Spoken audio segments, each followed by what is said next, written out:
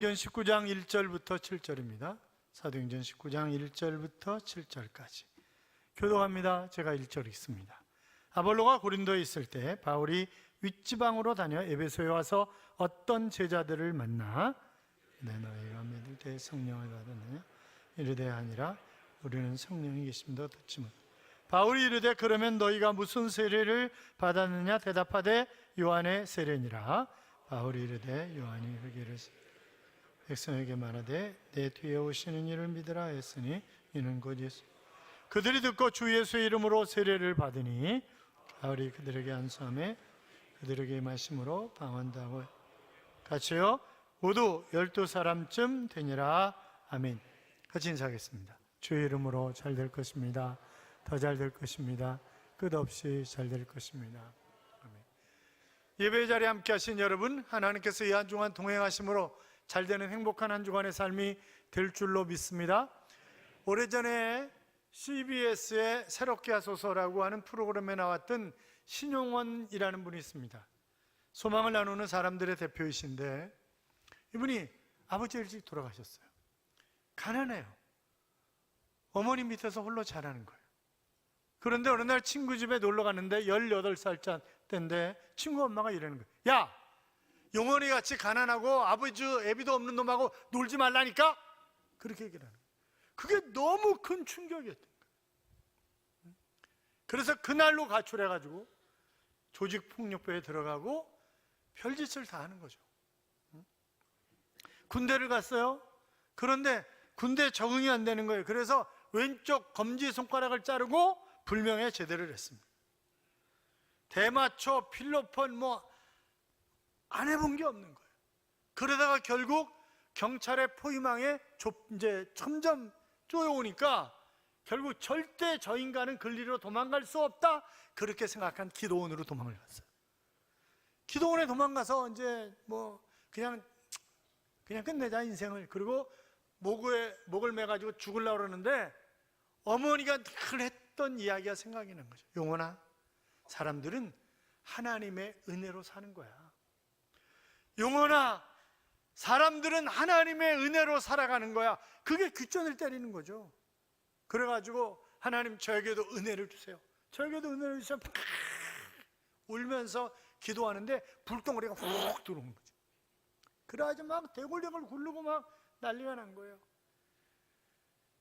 그리고 사람이 완전히 새롭게 변화되어서 가서 자수를 하고 그리고 영창을 살고 나와서 신학을 공부하고 목사가 되어서 지금은 정말 아름답게 섬기는 일을 하고 있습니다. 그가 이런 얘기를 합니다. 성령의 충만함을 통해 새롭게 되자 저의 삶의 목표가 하나님을 위한 삶으로 바뀌었습니다. 예수님이 고아와 과부, 병든 자와 함께 하셨듯이 사회적 약자로 살아갈 수밖에 없는 사람들을 도우며 살겠습니다. 그러는 거죠. 제가 그 전에 아버지 학교 하는데 여러분 옛날에 서진 룸사롱 사건 칼제비 아십니까? 칼제비?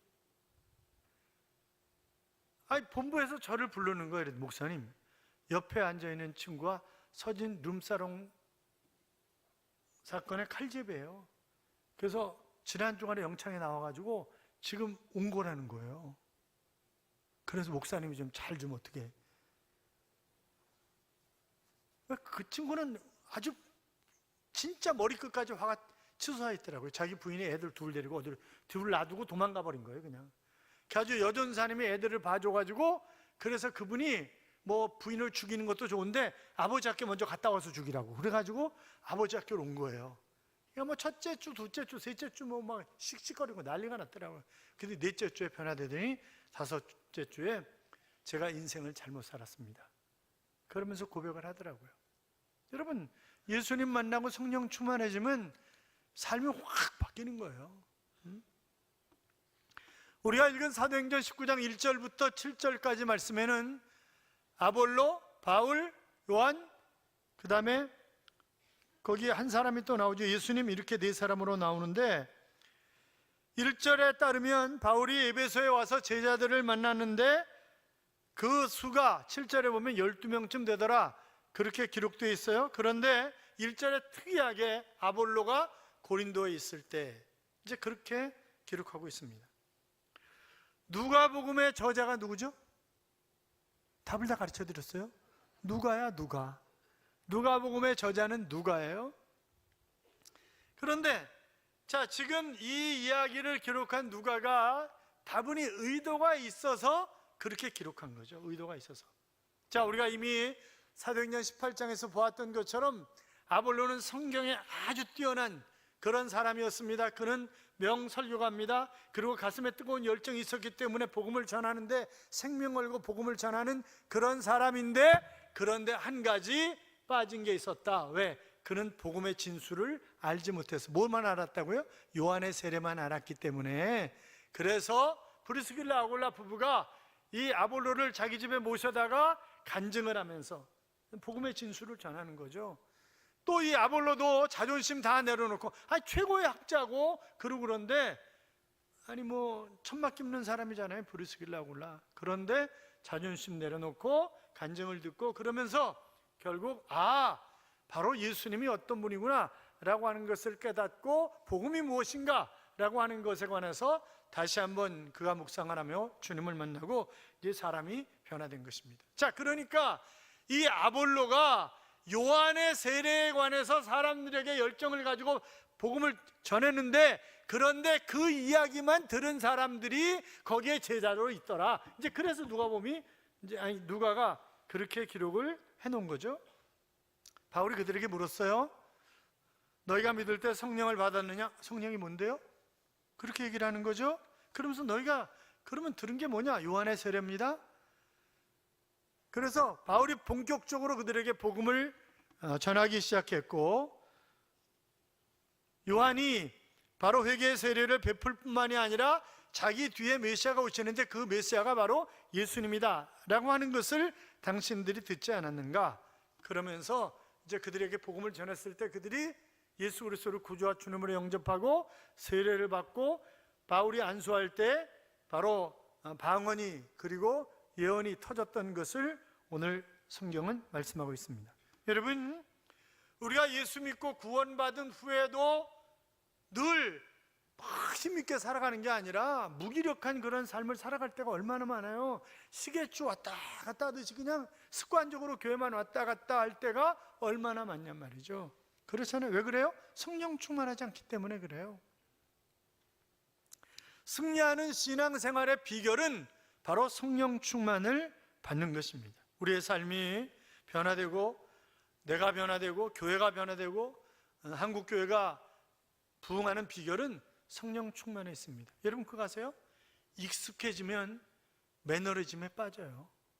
그렇잖아요. 그러니까 익숙해지면 매너리즘에. 그래서 제가 그 전에, 지금은 이제 나이가 들어가지고 그냥 좋은 게 좋은 거지 그렇게 사는데, 그 전에는 부교육자들도 딱 3년만 있게 했어요. 3년만. 3년 후에 다른 곳, 좋은 곳, 우리 교회보다 훨씬 더 좋은 곳, 저보다 훨씬 더 인격적인, 저 인격적이 아니니까 인격적인 그런 교육자가 있는 그런 담임 목사님이 있는 교회로 소개를 시켜주고 이래서 다 보냈어요. 왜? 배울 게 한두 가지가 아니니까. 그래서 이곳에서는 이것을 배우고 저곳에서는 저것을 배우고 그렇게 하도록. 지휘자도 마찬가지죠. 3년이면 그냥 그만하는 거예요. 왜? 매너리즘에 빠져. 여러분 지휘자는 안 그래요? 대답을 못하네. 그러니까 이제 그래서 스스로 이제 자기가 자기 발전을 위해서라도 새로운 곳으로 옮기는 거죠. 또 제가 이제 은퇴를 언제 할지 정확하게 모르겠어요. 그러면 제가 길어야 후년까지. 그러나 그 이전에 은퇴할 확률은 95% 이상이다. 그렇게 말씀을 드릴 수 있는데, 그러면 제가 정리해야 될 부분들이 있어요. 부교육자들도 마찬가지고, 또 새로운 사람은 새술은 새부대. 그러니까 제가 정리들을 해줘야 되는 거지. 그러니까 제가 정리하기 전에 알아서 갈 길을 잘 찾으세요. 자, 그렇다면 누가 성령을 받은 사람입니까? 늘 말씀드립니다만 예수 그리스도를 구주와 주님으로 영접했다고 한다면 뭐예요? 나는 성령 세례 받은 사람이에요. 성령이 나와 함께하는 사람이에요. 자, 예수 그리스도를 구주와 주님으로 영접한 사람들은 크게 아멘? 아멘. 그러므로 물론 이제 성령 세례에 관해서 같은 개혁주의 안에서도 여러 가지 주장을 하는 사람들이 있어요. 예수 그리스도를 구주와 주님으로 영접할 때 성령이 임하셔서 성령 세례를 받는다. 또 성령 세례는 내가 예수 그리스도를 영접한 후에 첫 번째 나타나는 특이한 현상이다. 하여튼 이런저런 얘기를 하는 사람들이 있어요. 그래서 제가 사랑의 교회 있을 때도 옥하나 목사님이 성령 충만과 성령 세례라고 하는 그런 과를 가지고 제자 훈련을 시키셨는데 어느 날 보니까 없어졌더라고. 그거는 하여튼 논란이 되고 있는 그런 부분 가운데 하나입니다만, 자, 어떻든 우리가 죄인 된 것을 고백하고 오직 예수 그리스도를 믿음으로만 구원을 받을 수가 있는 것입니다. 그래서 예수의 이름으로, 여러분 세례는 뭐예요? 늘 말씀드리잖아요. 세례란 신앙 고백이다. 예수 그리스도와 함께 죽었다가 내가 예수 그리스도와 함께 다시 살았다고 하는 신앙 고백이 세례라고요. 그렇기 때문에 성령 세례를 받은 사람이 물 세례를 받아야 되는 게 원칙인 거지. 근데 우리는 그게 아니잖아요. 아줌마 6개월 됐잖아. 그럼 학습 받아야지. 지난번에 학습 받았잖아요. 그럼 세례 받아야지. 그건 아니라니까요. 본래 그건 아니라고. 그래서 사랑의 교회 있을 때는 학습을 하지 않았어요. 학습은 본래 예수 그리스도가 누구신가에 관한 것을 알아가는 기간이기 때문에 학습을 하지 않고 확실하게 내가 예수 그리스도를 만난 흔적이 있으면 세례를 줬습니다. 그래서 세례 받기 전에 반드시 신앙 고백을 써내야 되는 거예요. 내가 어떻게 주님을 만나는지, 그 내가 주님을 만난 후에 어떻게 내 삶이 변화되었는지, 그것을 다 써내야 그 다음에 세례를 받는 거예요. 그리고 아주 본래는 제가 말씀드렸잖아요. 제자교회 제자 없고, 사랑의 교회 사랑 없고, 평강교회 평강 없고, 은혜교회 은혜 없다. 이제 우스갯소리로 이제 그런 얘기를 많이 한단 말이에요. 근데 아주 날카로우셨어요. 굉장히 옥하는 목사님이 아주 이렇게 인자하는 모습이잖아요. 이제 돌아가신 분 가지고 이런저런 얘기 하면 안 되는데. 근데 이제 제가 처음 사랑의 수원에서 이제 서초동에 와가지고 사랑의 교회를 갈 때 복음성가를 부르는 거예요. 주일날 낮에 복음성가를. 근데 제가 수원제일교에서 자라나면서 복음성가는 찬송이 아니다 이렇게 배웠거든요. 복음성가 교회에서 부르면 쫓겨났어요, 교회에서. 근데 복음성가만 부르는 거예요. 그래가지고 이제 뭐 지휘자도 이제 그런 거, 지휘자도 이제 뭐라 그랬냐면, 아, 찬송가를 안 부르고 왜 복음성가를 부르시냐고 그랬더니, 그래? 너 다음 주에 그만둬. 그게 끝이야. 그게 끝이었어요. 그리고 뭐 옥성호 목사 지금 그때 중3이었거든요. 저한테 뒤지게 혼나고 막 주일날 슈퍼 갔다가 자식아 너는 목사님 아들놈이가 주일날 슈퍼를 가냐 이놈의 새끼야 뭐 이래가지고 난리를 치고 그래가지고 그 다음 주일날 옥 목사님이 안식일에 주인이 누군가 이래가지고 설교하시고 막, 아이고 제가 아주 웃기는 인간이었어요. 거기다가 또 여름이 다가오니 더워지니까 또 옥 목사님이 웃돌이 벗고 새벽기도 인도하셨어요. 새벽기도 자주 결석하시는 분이 또 웃돌이 벗고 하시고 막 이래가지고 제가 양복 정장 입고 맨 앞에 앉아가지고 하나님 우리 목사님을 용서하여 주옵소서 이러고 맨날 기도하고 그랬잖아요. 그러니까 얼마나 저놈의 자식이 그러지 않으셨겠어요? 그렇잖아요. 지금 우리가 중요한 건 그런 게 중요한 게 아니에요. 그래서 늘 옛날에 이사 가면 새 찬송가 부르는 교회로 가라 이러고 이랬다고요, 옛날에. 근데 그런 게 중요한 게 아니에요. 나중에 조사해 보니까 성경 가운데 반 이상이 복음성가야, 이게. 아유, 그러니 얼마나 웃기는 거예요. 그러니까 말도 안 되는 얘기를 하는 거지. 그래서 제가 김철령 교수하고 찬송가를, 예배 찬송가를 따로 뽑아가지고 찬송가를 만들어서 한국교회 보급하려고 그랬어요. 그랬더니 나중에 목사님 우리 하지 말죠. 왜? 그러니까 아무래도 맞아 죽을 것 같아요. 왜냐하면 찬송가를 팔아서 나오는 이익이 어마어마한 거예요. 그 이익금을 한국교단이 나눠 갖는 거예요, 교회 수에 따라서. 그러니까 이게 웃기는 거지. 그러니까 처음에 찬송가 만들 때 거기 교회 음악 전공한 사람이 한 사람도 없었어요. 그러니까 참 이게 비극이야, 한국교회. 지금은 이제 많이 들어가서 만들었지만 그 전에 사람이 없었습니다.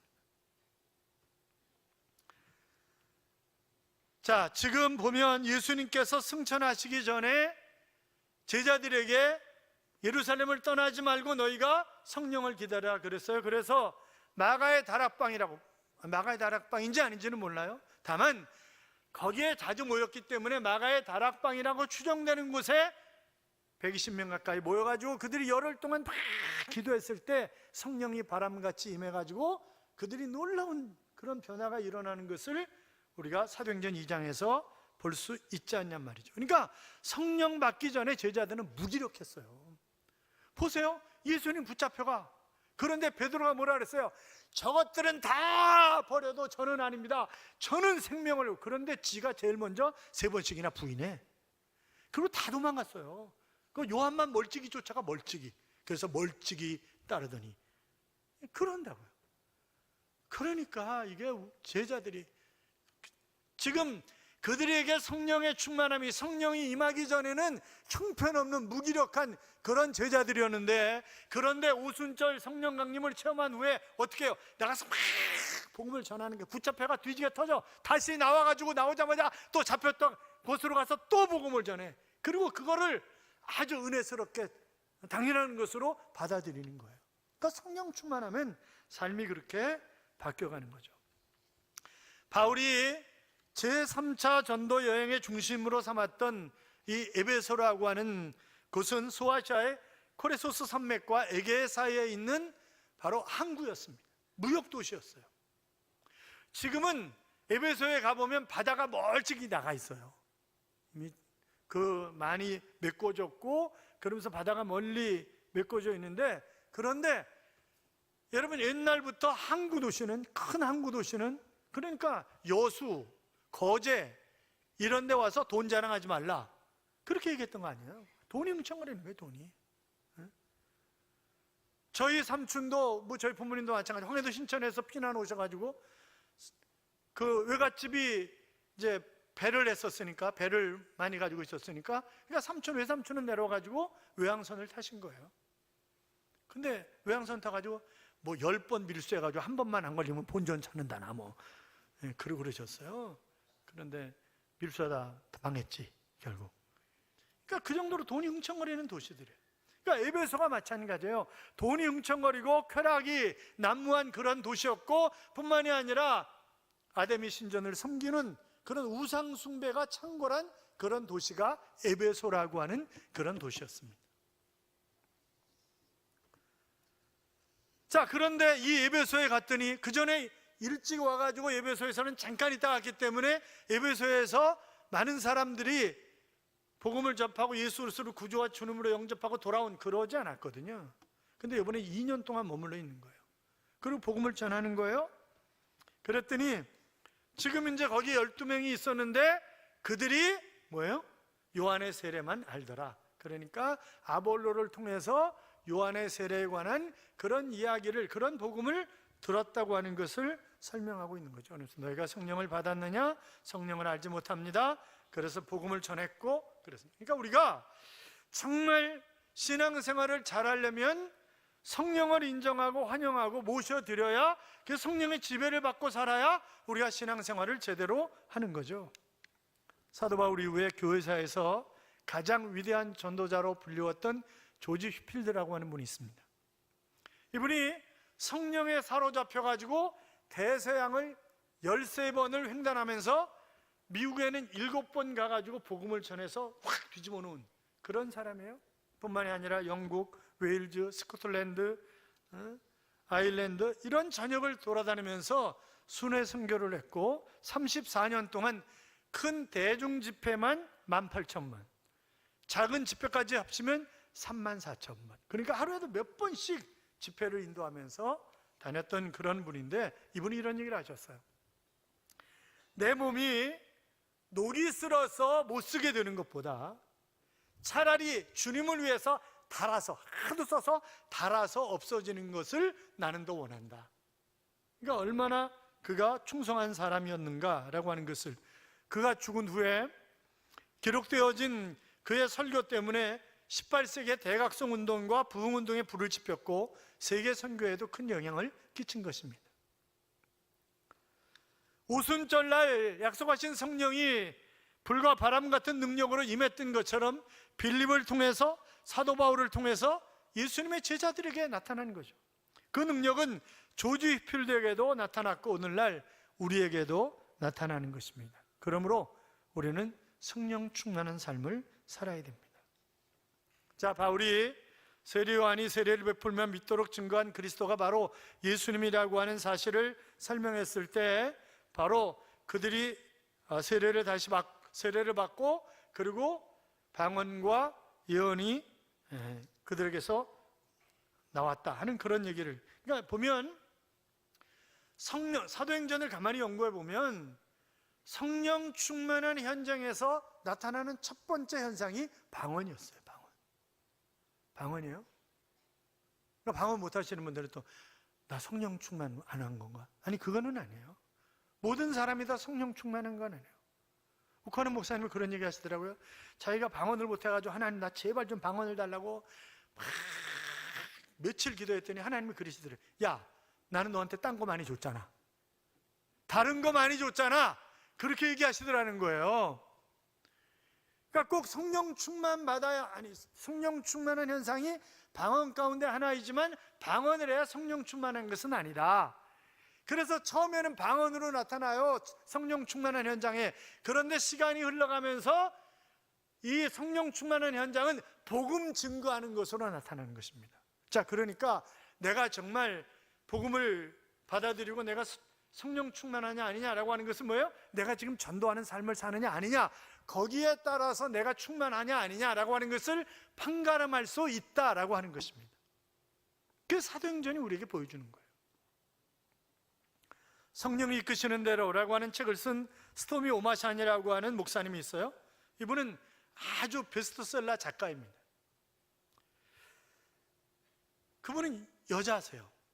그런데 성령을 받기 전에 막 실현당하고 슬픔, 두려움, 상처, 우울, 불안, 그래서 자살도 몇 번 시도했던 그런 분이었습니다. 그런데 29살에 친구의 전도를 받고 예수 그리스도를 구주와 주님으로 영접하면서 성령이 자기 안에 오시고 성령으로 충만해졌을 때, 아, 나에게도 소망이 있다, 내가 살만한 가치가 있다, 이렇게 느끼기 시작한 거예요.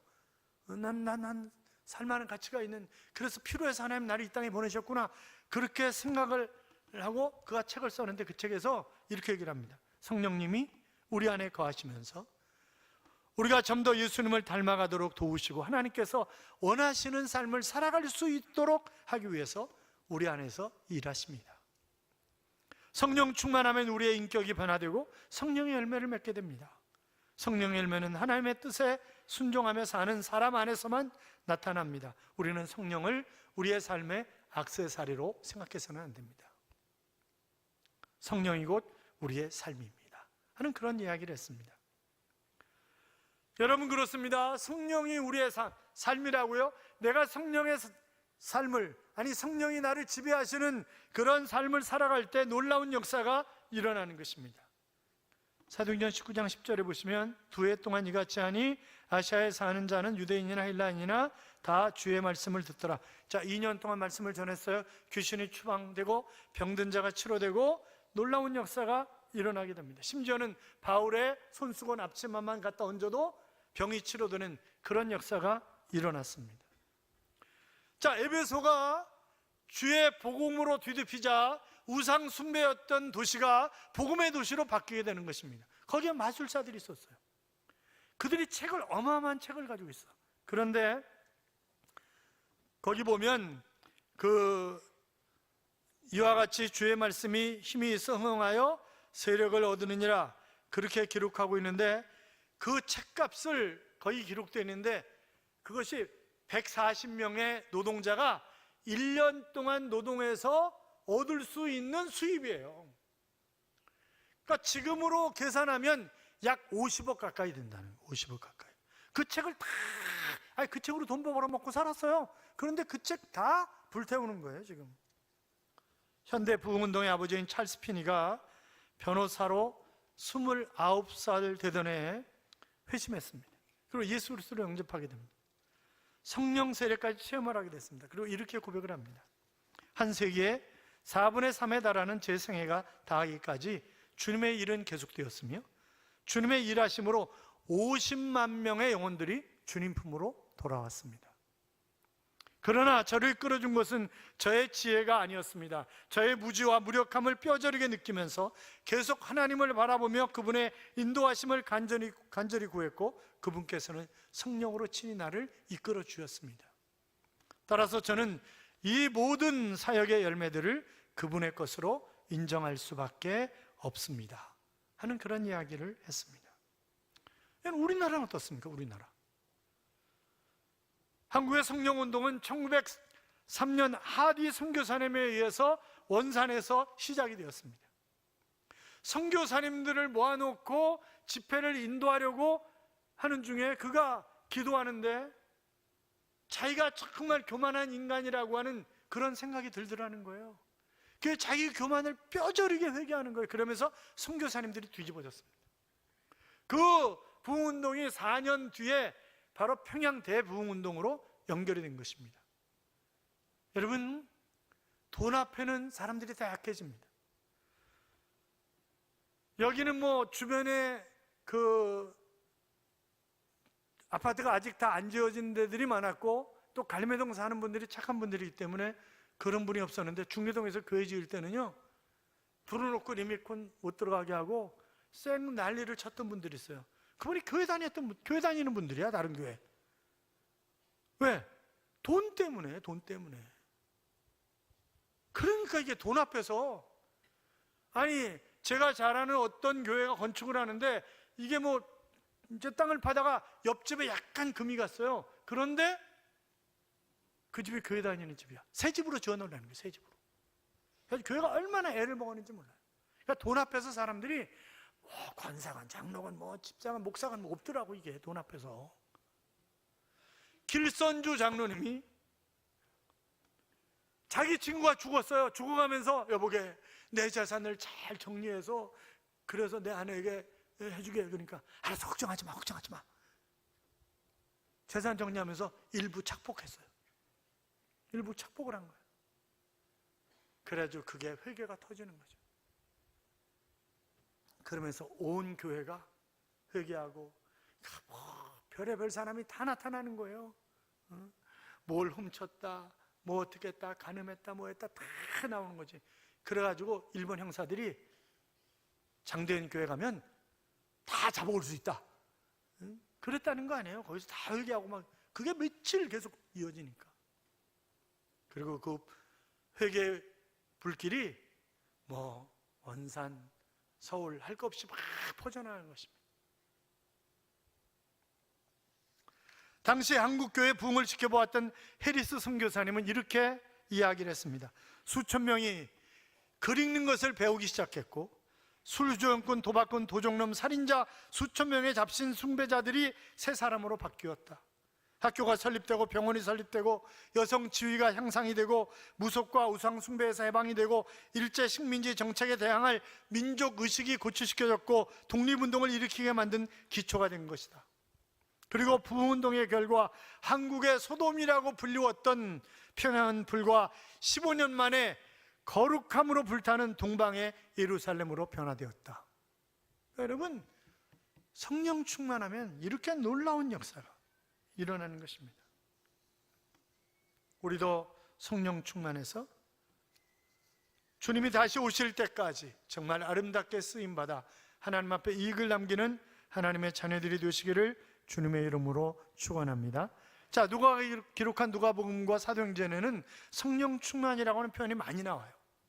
그래서 바울도 누가의 영향을 받고 성령 충만이라고 하는 그런 표현을 많이 했을 것이다, 그렇게 우리가 생각해 볼 수 있습니다만, 에베소 5장 18절에 보시면 술 취하지 말라, 이는 방탕한 것이니 오직 성령의 충만함을 받으라, 그렇게 말씀하고 있는데, 장로교를 만든 종교개혁자인 존 칼빈은 성령 충만을 성령으로 가득 차 있는 상태다, 그런 표현을 썼습니다만, 그런데 거기 보면 여러 가지 특성들이 있어요.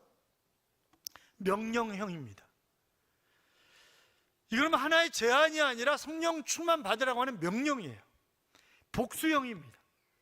사역자만이 아니라 모든 그리스도인은 성령 충만해야 된다고 하는 거예요. 수동형이에요. 성령 충만은 우리가 받기만 하면 되는 복이에요. 그래서 영어 성경은 성령으로 체험을 받으라, 이렇게 번역을 해놨습니다만, 그러니까 우리가 성령의 다양한 은혜를 받는 방법은 간단한 거죠. 성령을 간절히 사모하고 열망하면 성령을 한량없이 부어주시는 것입니다. 내가 정말 성령이 나를 지배하시도록 뜨겁게 기도하면 성령은 내 안에 충만하신다. 그리고 이게 현재형이에요. 이례적 사건이 아니라 계속해서 충만해야 되는 그런 것입니다. 스코틀랜드 교회에 큰 부흥을 일으켰던 로버트 머레이 맥체인 목사님은 성령 충만한 삶을 이렇게 격려했습니다. 하나님을 가까이 하라. 그러면 세상의 모든 것이 작게 보일 것이다. 하나님이 크게 보이면 세상의 모든 것들은 다 작게 보여요. 그런데 세상이 크게 보이면 하나님이 작게 보여. 사랑하는 여러분, 에베소 5장 19절에서 성령 충만한 사람의 실제적인 삶을 여러분은 시와 찬미와 신령한 노래로 서로 답하며 여러분의 가슴으로 주께 노래하며 찬송하십시오. 그 얘기를 바꿔서 얘기하면, 한마디로 말하면 예배의 성공자로 살아가십시오 라고 하는 그런 말입니다. 삶의 현실에서 비록 고난의 십자가를 지고 간다 할지라도 찬송하며 살아가는 것입니다. 우리가 성령 충만하면 지혜롭게 살고 믿음으로 살고 기쁘고 행복하게 살아갈 수 있습니다. 성령 충만하여 그런 삶이 우리 모두의 삶이 될 수 있기를 주님의 이름으로 축복합니다. 이런 찬양이 있습니다. 하나님의 부르심에는 후회하심이 없네. 내가 이 자리에 선 것도 주의 부르심이라. 하나님의 부르심에는 결코 실수가 없네.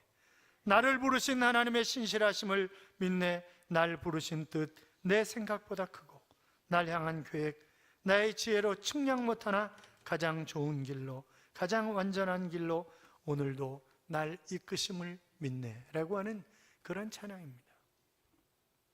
사랑하는 여러분, 하나님이 우리를 부르셨습니다. 믿으시면 아멘, 아멘. 그렇습니다. 내가 이 자리에 있는 것 하나님이 날 부르신 것입니다. 신실하신 하나님, 그 하나님이 일평생 나와 동행하실 것입니다. 언제요? 내가 성령 충만할 때요. 성령 충만하셔서 하나님의 부르심에 합당하게 살며 이 땅에서 행복한 믿음 생활을 해가는 하나님의 자녀들이 되시기를 주님의 이름으로 축원합니다.